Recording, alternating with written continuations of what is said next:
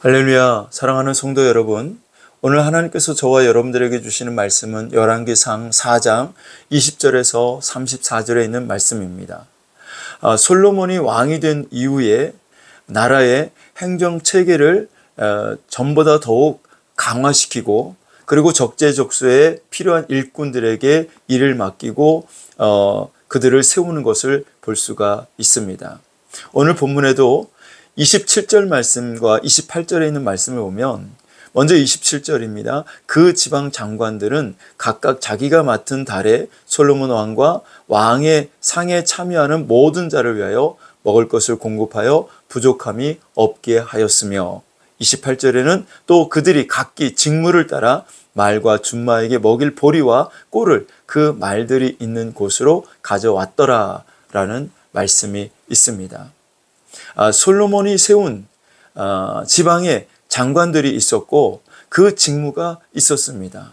그 지방 장관들은 크게는 왕궁의 모든 쓸 것을 공급하는 일을 맡아서 했고, 또 작게는 말과 준마에게 먹일 보리와 꿀을 준비하는 일을 했습니다.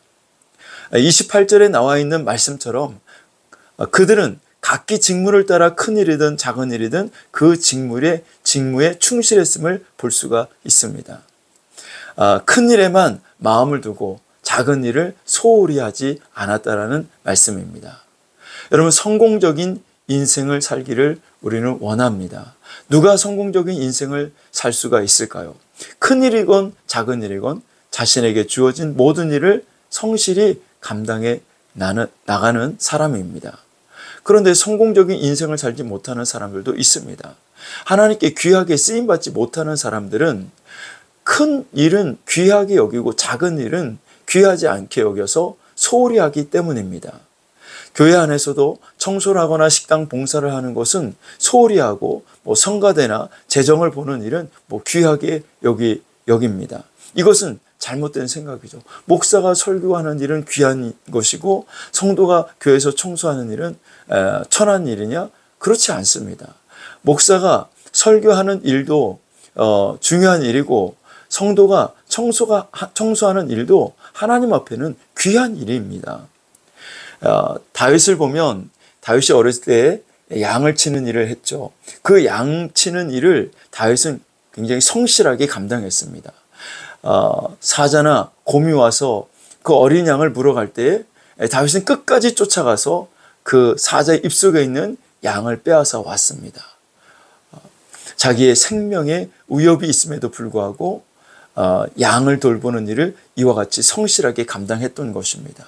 또 다윗이 신하로서 사울 왕을 섬기는 일에도 그는 성실했습니다. 사울 왕이 2번이나 창을 던져서 다윗을 죽이려고 했지만 다윗은 끝까지 사울 왕이 맡겨주신 일들을 잘 감당했고 사울을 보필했습니다.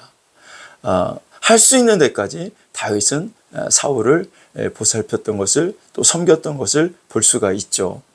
다윗이 왕이 되어서 나라를 다스리고 백성들을 다스릴 때에도 그는 성실했던 것을 볼 수가 있습니다.